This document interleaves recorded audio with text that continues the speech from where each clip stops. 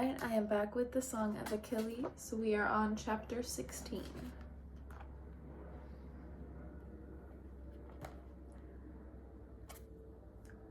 We arrived in Thea the next day. The sun was just over the meridian, and Achilles and I stood looking at the rail. Do you see that? What?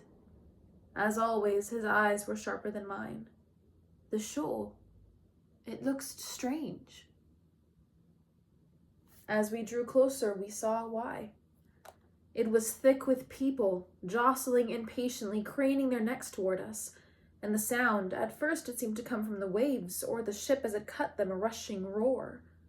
But it grew louder with each stroke of our oars until we understood that it was voices, then words. Over and over it came, Prince Achilles, Aristos Achaion. As our ship touched the beach, hundreds of hands threw themselves into the air, and hundreds of throats opened in a cheer. All other noises, the wood of the gangplank banging down on rock, the sailors' commands, were lost to it. We stared in shock. It was that moment, perhaps, that our lives changed. Not before in Scyros, nor before that still on Pelion, but here, as we began to understand the grandness, now and always, that would follow him wherever he went. He had chosen to become a legend, and this was the beginning. He hesitated, and I touched my hand to his where the crowd would not see it. Go, I urged him. They're waiting for you. Achilles stepped forward onto the gangplank, his arm lifted in greeting, and the crowd screamed itself hoarse. I half feared they would swarm onto the ship, but soldiers pushed forward and lined the gangway, making a path straight through the crush. Achilles turned back to me, said something. I could not hear it, but I understood. Come with me. I nodded, and we began to walk. On either side of us, the crowd surged against the soldiers' barrier. At the aisle's end was Peleus waiting for us. His face was wet, and he made no attempt to wipe aside the tears. He drew Achilles to him, held him long before he let him go. Our prince has returned! His voice was deeper than I remembered, resonant and carrying far over the noise of the crowd. They quieted to hear the words of their king. Before you all, I offer welcome to my most beloved son, sole heir to my kingdom. He will lead you to Troy in glory. He will return home in triumph. Even there, beneath the bright sun, I felt my skin go cold. He will not come home at all. But Peleus did not know this yet. He is a man grown and God born. Aristos Achaion! There was no time to think of it now. The soldiers were beating on their shields with their spears. The women screamed, the men howled. I caught sight of Achilles' face. The look on it was stunned, but not displeased. He was standing differently, I noticed, shoulders back and legs braced. He looked older somehow, taller even. He leaned over to say something in his father's ear, but I could not hear what he said. A chariot was waiting. We stepped into it and watched the crowd stream behind us up the beach.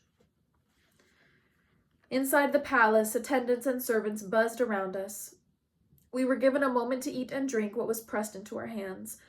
Then we were led to the palace courtyard where 2,500 men waited for us. At our approach, they lifted their square shields, shining like carapace, in salute to their new general. This, out of all of it, was perhaps the strangest, that he was their commander now. He would be expected to know them all, their names and armor and stories. He no longer belongs to me alone. If he was nervous, even I could not tell. I watched as he greeted them, spoke ringing words that made them stand up straighter.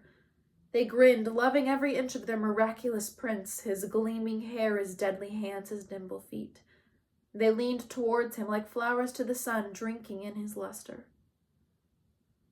It was as Odysseus had said. He had light enough to make heroes of them all. We were never alone. Achilles was always needed for something, his eye on draft sheets and figures, his advice on food supplies and levy lists. Phoenix, his father's old counselor, would be accompanying us, but there were still 100,000 questions for Achilles to answer. How many? How much? Who will be your captains? He did what he could, then announced, I defer all the rest of such matters to the experience of Phoenix. I heard a servant girl sigh behind me, handsome and gracious both. He knew that I had little to do here. His face, when he turned to me, was increasingly apologetic. He was always sure to place the tablets where I could see them too, to ask my opinion, but I did not make it easy for him, standing in the back, listless and silent. Even there I could not escape. Through every window came the constant clatter of soldiers, bragging and drilling and sharpening their spears. The Myrmidons, they had begun calling themselves, ant-men, an old nickname of honor. Another thing Achilles had had to explain to me, the legend of Zeus creating the first Theans from ants. I watched them marching, rank on cheerful rank. I saw them dreaming of the plunder they would bring home and the triumph. There was no such dream for us. I began to slip away. I would find a reason to linger behind as the attendants ushered him forward, an itch or a loose strap of my shoe. Oblivious, they hurried on, turned a corner, and left me suddenly, blessedly alone. I took the twisting corridors I had learned so many years ago and came gratefully to our empty room. There I lay on the coal stone of the floor and closed my eyes. I could not stop imagining how it would end. Spear tip or sword point, or smashed by a chariot, the rushing, unending blood of his heart.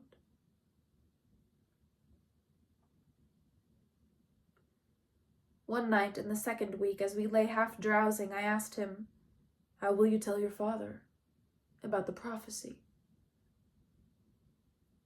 The words were loud in the silence of midnight. For a moment he was still. Then he said, I do not think I will. Never? He shook his head, just the barest shadow. There is nothing he can do. It would only bring him grief. What about your mother? Won't she tell him?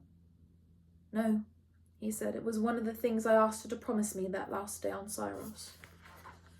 I frowned. He had not told me this before. What were the other things? I saw him hesitate. But we did not lie to each other. We never had. I asked her to protect you, he said, after. I stared at him dry-mouthed. What'd she say? Another silence. Then so quietly I could imagine the dull red shame of his cheeks, he answered, She said no. Later, when he slept and I lay wakeful and watching under the stars, I thought of this. Knowing that he had asked warmed me. It chased away some of the coldness of the days here in the palace, where he was wanted every moment and I was not. As for the goddess's answer, I did not care.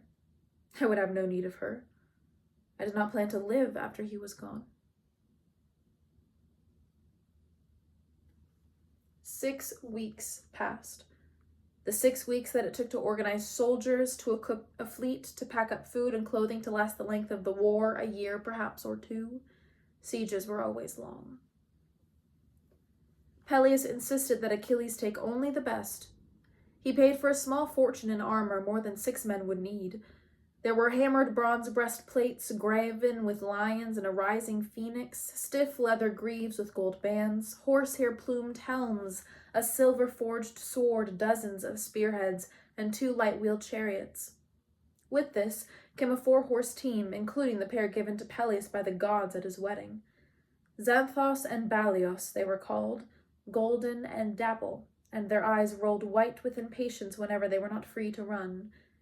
He gave us also a charioteer, a boy younger than we were, but sturdily built and said to be skilled with headstrong horses. Automedon his name was. Finally, last of all, a long spear. Ash sapling peeled off of bark and polished until it glowed like gray flame. From Chiron, Peleus said, handing it to his son. We bent over it, our fingers trailing its surface as if to catch the centaur's lingering presence. Such a fine gift would have taken weeks of Kairos' deft shaping. He must have begun it almost the day we left. Did he know, or only guess at Achilles' destiny? As he lay alone in his rose-colored cave, had some glimmer of prophecy come to him? Perhaps he simply assumed, a bitterness of habit of boy after boy trained for music and medicine and unleashed for murder. Yet this beautiful spear had been fashioned not in bitterness but love. Its shape would fit no one's hand but Achilles's, and its heft could suit no one's strength but his.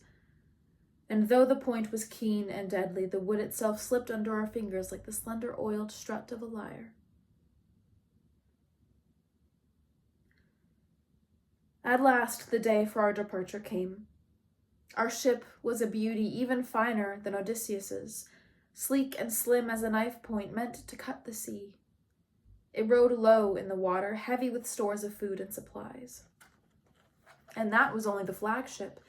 Beside it, 49 others, a city of wood, rolled gently in the waters of Thea's harbor. Their bright prow pieces were a bestiary of animals and nymphs and creatures half in between, and their masts stood as tall as the trees they had been.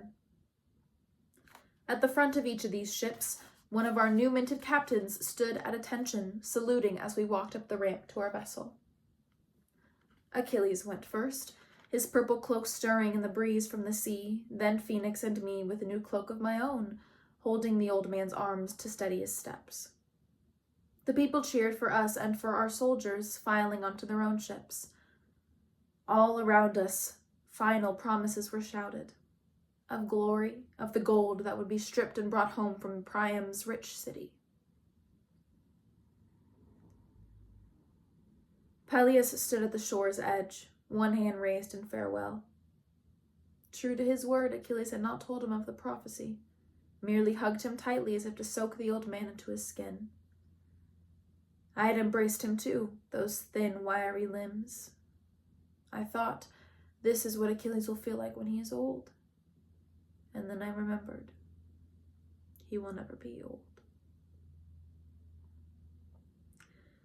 The ship's boards were still sticky with new resin. We leaned over the railing to wave our last farewell, the sun-warm wood pressed against our bellies.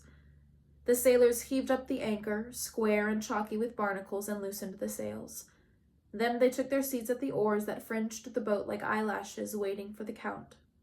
The drums began to beat, and the oars lifted and fell, taking us to Troy. And that's the end of chapter 16.